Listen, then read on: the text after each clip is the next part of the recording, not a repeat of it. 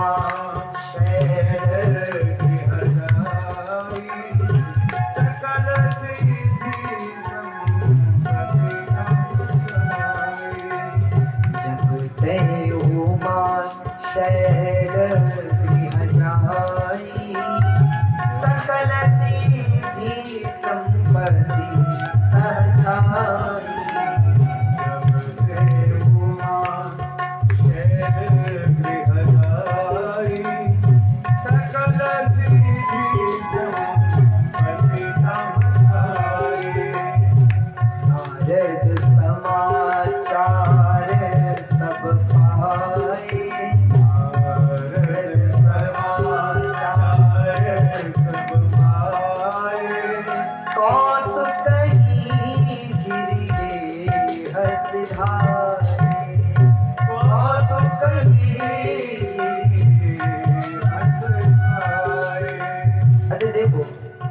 भगवान को कोई लीला करनी होती है तो वहां कौन पहुंचते हैं? बोलिए आप तो बताओ कौन आते हैं?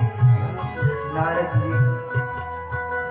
और जैसे नारद जी को खबर चली कि भगवती प्रकट हो गई है हिमालय के घर पर, अरे हमें तो पहुंचने में बड़ी देर होगी, तो भगवान के परम भक्त नारद जी सीधे हिमालय राज के घर पहुंच गए। और जैसे हिमालय के यहाँ वो हिमालय ने बड़ा स्वागत किया, नारद जी को बिठाया, आसन दिया, मैना जी ने सेवा की और सेवा से संतुष्ट करने के बाद नारद जी से कहा महाराज हमारी पुत्री है, आप उसका हाथ देखेंगे? नारद जी ने मन में सोचा कि हम हाथ देखने नहीं, हम तो उनका मुख देखने आए, भगवती के दर्शन के लिए आए। हाँ महाराज देख लेंगे, बुलाओ। अब तो पार्वती जी को बुलाया गया, पार्वती जी आई और जो पार्वती जी आई हाथ दिखाया, और जो हाथ दिखाए तो नारद जी क्या कहते?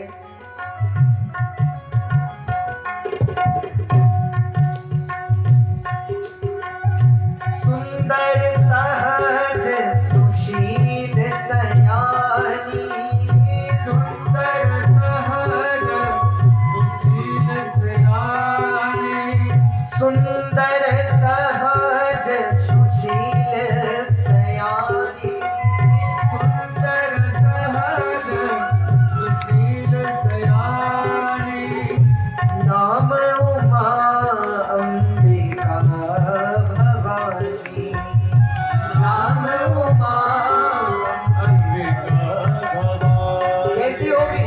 बोले सुंदर होगी, सहज होगी, सुशील होगी। पार्वती देवी छोटी सी और नाम उमा अंबिका भवानी, इसका नाम उमा होगा, अंबिका होगा, भवानी होगा, लोग पूजेंगे इसे। अरे हिमालय राज शैल सुलक्षण सुता तुम्हारी, सब गुणों से संपन्न है तुम्हारी। अरे नारद जी बोले हम अगर सही सही कहें तो साक्षात देवी है, साक्षात भगवती है। अरे नारद जी तो सच कह रहे हैं कि साक्षात भगवती, पर हिमालय ने सोचा कि हमारे यहाँ बेटियों को भगवती मानते हैं इसलिए कह रहे हो महाराज। अच्छा मैना जी ने पूछ लिया, मैना जी ने क्या पूछा? नारद जी से कहा, बोले महाराज अगर ये देवी है तो इसका देवता कहाँ है, इसका विवाह कहाँ हो? अच्छा माताओं को चिंता यही होती है कि हमारे बच्चों का विवाह कब हो, कब हो। महाराज इसका देवता कहाँ विवाह होगा? तो नारद जी बोले एका विलक्षणा रेखा तत्फलम शृणु तत्वतः। और तो सब ठीक है पर इसके हाथ में एक बड़ी विलक्षण रेखा है। कैसी रेखा है? बोले इसके पति की रेखा है। कैसा पति होगा महाराज? तो नारद जी बोले मानस में तो कह रहे हैं अपने अमार मातु पितु हीना, अपने अमार मातु पितु हीना, उदासीन सब संशय छीना, उदासीन सब संशय छीना, जोगी जटिल अकाम मन नगन अमंगल वेश। कैसा पति होगा इसका? तो शिव पुराण में कह रहे योगी नग्नो गुणो कामी मातृतात विवर्जित अमानो शिव भेषश्च पतिस्तस्या किलेदृशा। कैसा पति होगा इसका? तो बोले अगुण बिना गुण वाला, अमान बिना मान वाला, मातु पितु हीना जिसके न माता न पिता न कुल न खानदान न परिवार, न घर न परिवार। दिखने में होगा जोगी जटिल अकाम मना, योगी होगा, बड़ी बड़ी चटाओं वाला होगा, जिसके मन में काम रंच मात्र भी नहीं होगा, ऐसा होगा। अच्छा देखो, नारद जी तो सही कह रहे हैं। अरे देखो, पार्वती जी के पति कौन है? आप लोग बोलो कौन है? शिव। और शिव जी कहाँ रहते हैं? और कैलाश कैसी जगह, ऊंची जगह है। अब जब ऊंची जगह का वर्णन करना है तो ऊंचाई से करना पड़ता है। तो नारद जी बड़ी ऊंची बात कह रहे हैं। क्या कह रहे हैं? बोले कैसा पति होगा? बोले योगी। योगी होगा, महात्मा होगा। अरे योगी नहीं, योगेश्वर होगा। बड़े बड़े योगियों को का भी पूजित होगा। और हिमालय सोच रहे योगी होगा। और नारद जी ने कहा नग्नो, अरे मारे थोड़ा बहुत वस्त्र पहनेगा, नहीं तो बिना वस्त्रों के। और बोलो शिव जी को वस्त्र की क्या आवश्यकता? अरे माया ही जिनका वस्त्र है। माया से जो अपने को आच्छन्न कर लेते हैं, ढक लेते हैं। वैसे तो संसार में कण भी ऐसा नहीं जहां शिव ना हो, पर दिखते क्यों नहीं? क्योंकि माया रूपी वस्त्र से भगवान ने खुद को ढक रखा है। तो जिनका माया ही वस्त्र होने, सामान्य कपड़े की क्या जरूरत? इसलिए नारद ने कहा नग्नो। अच्छा यहाँ शिव पुराण में कहते गुणों को अर्ध अर्ध आधा अर्ध, तो कहते अगुणों, जिसमें गुण नहीं होंगे। अच्छा बोलो, भगवान शिव को हमको क्या कहते हैं? शिव जी का एक नाम है गुणातीत। अरे जो सत्व रज और तम तीनों गुणों से मुक्त है, पार है, उन्हें गुण क्या स्पर्श करें? इसलिए कहा कि गुण नहीं है। हम नारद तो कहना चाहते थे कि ना सत्वगुण न रजोगुण न तमोगुण, सबसे पार है। पर मैना और हिमवान ने समझा कि गुण मतलब अच्छाई, जिनमें अच्छाई नहीं है, और अकामी जिनमें काम नहीं है। मैना और हिमवान ने सोचा कि बोलो जिनमें काम ही नहीं है, वो परिवार क्या चलाएंगे, क्या देखेंगे, क्या समझेंगे। और नारद जी क्या कहना चाहते हैं? बोले अकामी, जो कामना, जिनमें कामना है ही नहीं। अब बोलो शिव जी में क्या कामना है? जो कामना से मुक्त है, जिनमें कोई इच्छा नहीं, कोई कामना नहीं।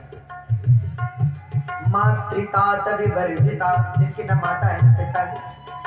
अजय राजा हिमालय ने सोचा कि बताओ ऐसे परिवार में जाना पड़ेगा जहाँ बड़े बुजुर्ग ही नहीं, माँ बाप ही।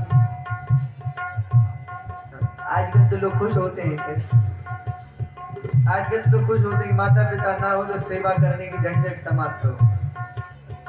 पर लेकिन हिमालय परेशान हुए कि हमारी पुत्री के लिए माता पिता तो हो।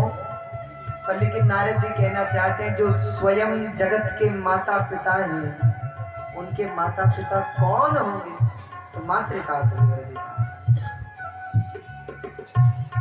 अब जब हिमवान ने और मैना ने सोचा तो हिमवान और मैना तो दुखी हो गए, लेकिन पार्वती जी प्रसन्न हुई।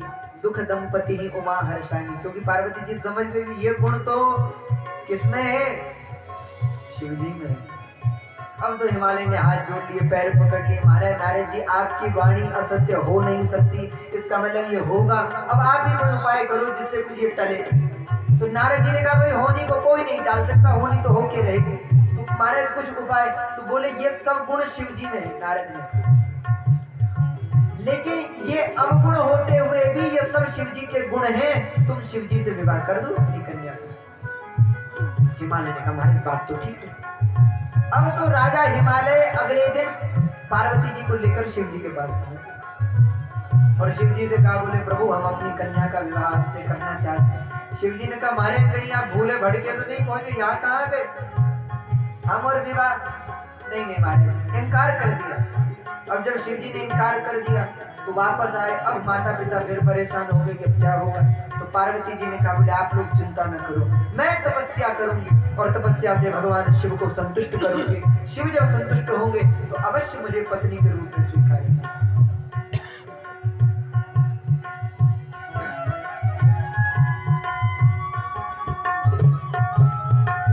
अब तो मां भगवती पार्वती तपस्या करने के लिए निकल चली। और जब तपस्या करने के लिए निकल चली, अच्छा उस समय एक असुर भी हो गया है, उसका नाम है तारकासुर। और उसको वरदान है कि तारकासुर को वही मार सकेगा जो शिवजी का पुत्र होगा, शिवजी के पुत्र से ही मरेगा। और तारकासुर जानता था कि भाई शिवजी का तो कोई पुत्र है नहीं, विवाह हुआ था लेकिन पत्नी की मृत्यु हो गई, पुत्र होगा नहीं, शिवजी विवाह करेंगे नहीं। तो देवता भी परेशान है, देवता बड़े दुखी है। अच्छा यहाँ पार्वती जी तपस्या के लिए निकली और कैसी तपस्या करती हैं पार्वती जी, कहते उमहि नाम तब भयउ अपर्णा। पेड़ से जो पत्ते सूख करके गिर जाते हैं, उन सूखे पत्तों को खाकर पार्वती जी तपस्या कर, शरीर दुर्बल हो गया है, कमजोर हो गया है। और शिव जी की आराधना में पार्वती जी खोई हुई। लक्ष्य है क्या? शिव जी को पति रूप में प्राप्त करना। और सहेलियां कहती हैं बोले पार्वती इतनी तपस्या की क्या जरूरत है? पार्वती ने कहा जिसके पति योगी हो उसकी पत्नी को भी तो योगिनी होना चाहिए, तपस्विनी होना चाहिए। तो पार्वती जी तपस्या करती है। कहते हैं जब पार्वती जी को तपस्या करते करते बहुत समय हो गया, तब एक दिन भगवान विष्णु शिव जी के सामने प्रकट हुए। तुलसी जी मानस में कह रहे हैं प्रगट्यो राम कृतज्ञ कृपा।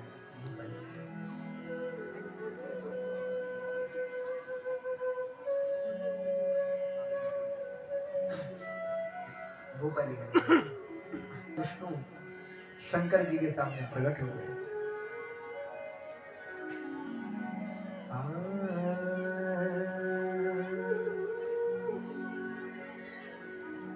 प्रगट्यो राम कृतज्ञ कृपाला रूपशील निधि तेज विशाला।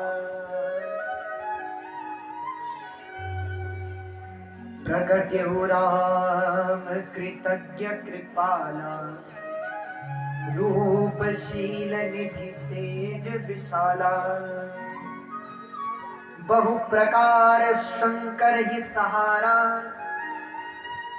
तुम बिनु असव्रत को निर्वाह। कहते राम जी प्रकट हुए शिव जी के सामने और राम जी ने भगवान शंकर की बड़ी प्रशंसा की। तो शिव जी ने कहा प्रभु बताइए क्या आज्ञा है मेरे लिए? तो भगवान विष्णु क्या कहते हैं, हे भगवान शंकर आप विवाह कर लीजिए, आप विवाह कर लो। शिव जी मुस्कुराए, कहा किससे? तो विष्णु भगवान बोले अति पुनीत गिरिजा के करनी विस्तर सहित कृपा निधि बरनी। भगवान ने बड़े विस्तार से पार्वती की कथा सुनाई। पार्वती है और बहुत तपस्या कर रही है आपको पति रूप में प्राप्त करने में, और पूर्व जन्म की जो सती है वही पार्वती के रूप में जन्मी। आपसे विवाह करने के लिए उन्होंने अवतार लिया, आप विवाह करो। तो शिव जी ने कहा प्रभु एक बार विवाह करके देख लिया, बड़ा दुख है विवाह में, अब हम विवाह नहीं करेंगे। भगवान ने समझाया, बोले विवाह कर लीजिए, आप विवाह कर लो। लेकिन भगवान शिव कहते नहीं प्रभु अब हमारी कोई इच्छा नहीं। भगवान बोले हमने पूर्व जन्म में सती को वरदान दिया है, विवाह करना पड़ेगा आपको। अब जब भगवान ने जोर दिया तो भगवान शिव कहते हैं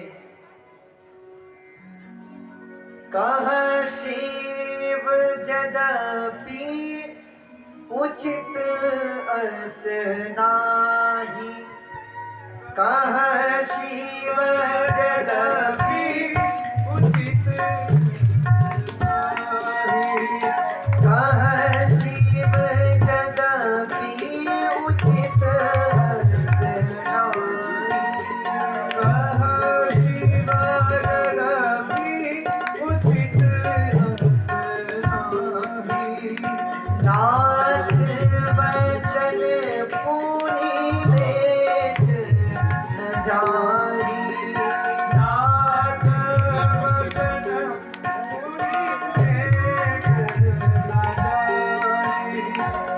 नाथ वचन मुनि मेट न जाहि।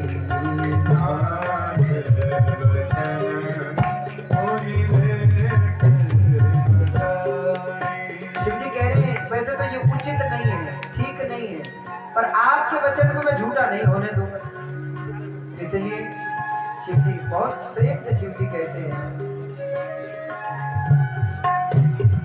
नाथ वचन मुनि मेट न जाहि।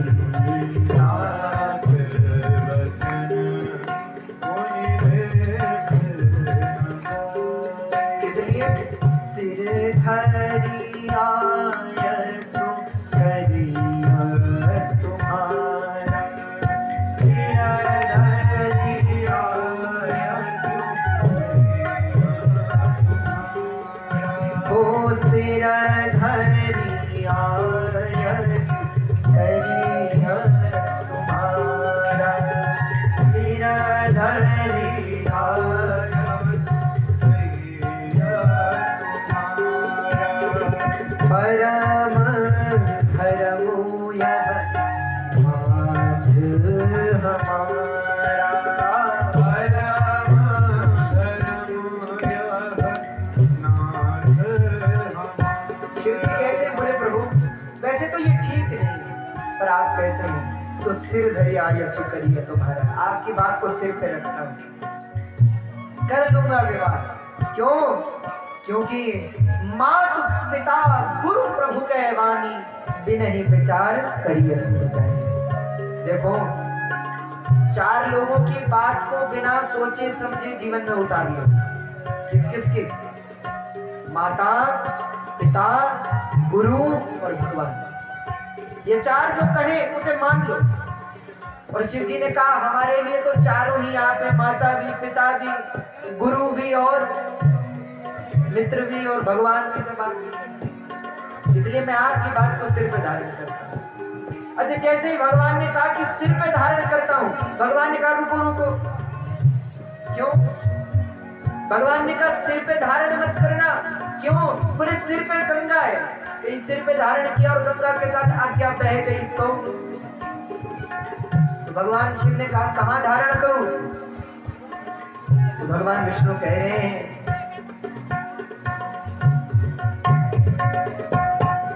इस बात को अपने हृदय में धारण करो। हृदय में। और अब विनती मम सुनहु शिवा जो मोह पर निज नेह। अब विनती मम सुनहु शिवा जो मोह पर निज नेह।